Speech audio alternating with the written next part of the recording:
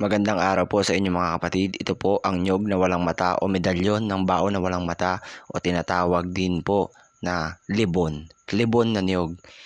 Ito po ay pinagkaloob sa atin ng Ama na magamit din bilang instrumento na maging kasangkapan po, na maging proteksyon o gamit bilang instrumento po na pangontra po sa lahat ng kulang, barang o masamang espiritu at kinatatakutan po ito ng mga demonyo. Yan po ang niyog na walang mata na pinagkalooban po ng Ama ng kalakasan po na magamit bilang instrumento. Ito naman po ang bato na omo o batong omo po. Ayan po, omo dyan ng kuweba. Ito po ay pinamahagi po sa atin ng isa nating kaibigan. Maraming salamat po. Although hindi tayo focus sa mga mutya, ngunit ito ay tinatanggap natin sapagkat ito ay kalooban ng Ama. Ito naman po ang healing oil po na aking ginawa po. Ayan po ang healing oil at napakarami na po sa buong Pilipinas. Hindi lang po sa Pilipinas kundi sa iba't ibang parte po ng mundo ang nakakuha po nito sa akin. Meron pa pong natitira. Kung nais nyo pong kumuha po ng healing oil at kunin ang niyog na walang mata, maaari nyo po akong tawagan sa numerong 0975-906-1954. Inuulit ko po, 0975-906-1954. Ito po ang niyog na walang mata. Ayan po, ang libon at ang mga gamit, healing oil at batong omo. Maraming salamat po.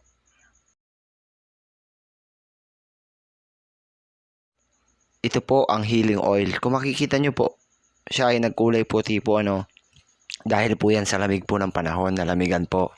Dahil po sa pinaglagyan natin. Ngunit kahit ganyan pa man din po, ganun pa man din, ay pwede nyo pa rin siyang i-direct na ipampahid po kahit na siya ay nalamigan o namuo po. Katulad po nung nasa gitna, ayan, ay pinahit ko po siya o inihit ko po upang sa ganun ay maging liquid siya ulit at hindi maging solid masyado, no? So, ganun pa man, ginagamit ko pa rin kahit na namuo, okay pa rin siya and yung power is andun pa rin. And kung makikita nyo, ayan, yan po ang mga healing oil po na ino-offer ko po sa mga pasyente ko. Ayan, ialog-alog nyo lang po o kaya i-reheat nyo po, ipainit nyo lang po sa init ng araw, tapos ikalog-kalog nyo, tapos okay na po. At kung hindi naman wala namang araw, pwede pa rin po na gamitin na direct na po. So, ayan po, ayan o. Yan po ang mga ino-offer po natin dito po sa aming tahanan. Kung may mga may sakit na kulam, may sakit na spiritual, yan po. At yan po ang ginagamit ko rin po sa pagpapatherapy po ngayon. At napakabisa po. Maraming salamat. At marami ang nagtatanong bakit daw napakaputi ng langis o bakit daw parang tubig. Hindi po yan may halong tubig. Wala pong halong tubig yan.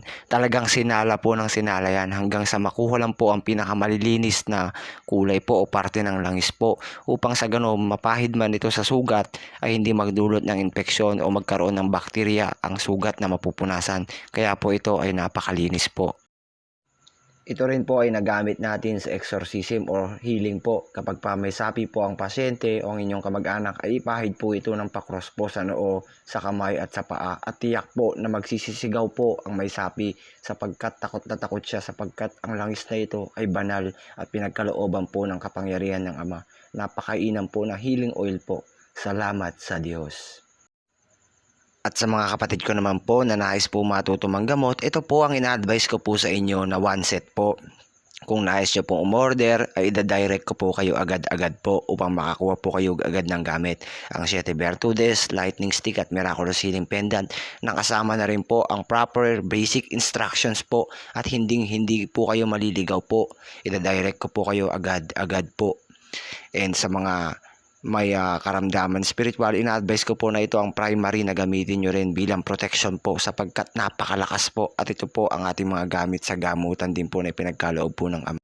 Napakarami pong umuusig sa atin bakit daw tayo mayroong mga gamit na ganito kung pwede namang sa ngalan ni Jesucristong Panginoon ay makapanggamot tayo at makapagpalayas. Totoo po yun. Pero kaya nga po tayo napagkalooban po ng mga gamit na ganito upang magamit natin bilang instrumento po na pumugot sa ulo ni Satanas na Diablo at sa kanyang mga kampon po. Ayan po, ito po ang ating mga gamit po. Kung may iba-ibang pamamaraan ay nire-respeto po natin iyon. At kung ito po Kaya hangga't wala po tayong tinatapakang tao, wala tayong piniperwisyong tao, tuloy-tuloy pa rin po tayo. Kaya sa mga gustong manggamot, iga-guide ko po kayo. Kung meron man po akong itinubo na 500 pesos o 300 pesos, ang pagsasakripisyo ko naman po sa inyo ay panghabang buhay habang ako po ay nabubuhay. Maraming salamat po sa inyo mga kapatid at sa lahat po ng sumusuporta po sa akin. Pagpalain po kayo. At ako po, ipaliliwanag ko lamang po sa mga nagkumontak po sa akin, ako po ay walang inaanibang grupo o hindi po ako miyembro ng anumang grupo po. Yan po, ako po ay solo lang po because I believe that one with God is a majority. Ang Diyos na makapangyarihan sa lahat na po, ang kasama po natin, ang Diyos na makapangyarihan sa lahat po. Pagpalain po kayong lahat at sa mga gusto pong manggamot, ito po ina-advise ko po sa inyo ang one set po. Huwag po natin tignan ng pera, tignan po natin kung ano ang magiging epekto nitong napakaganda po sa inyong buhay sapagkat ito ay pwede niyong ipamana sa mga magiging susunod na henerasyon niyo po at walang kamatayan po ang gamit sapagkat ito ay banal. Sige po, kung nais niyo po, mag-message lang po kayo at ita-direct ko po kayo agad upang kayo ay magkaroon ng gamit. Maraming salamat po. At para po sa mga nagtatanong, libre po ang gamutan ko at wala pong bayad ang gamutan po, no? Pwede po kayong tumawag po sa akin kung parte po kayo ng Isabela. At tuloy-tuloy pa rin pa naman po ang ating gamutan po hanggang sa ngayon po. So ayan po, maraming salamat po sa inyong pagtitiwala at suporta. Maraming salamat po. Pagpalain po.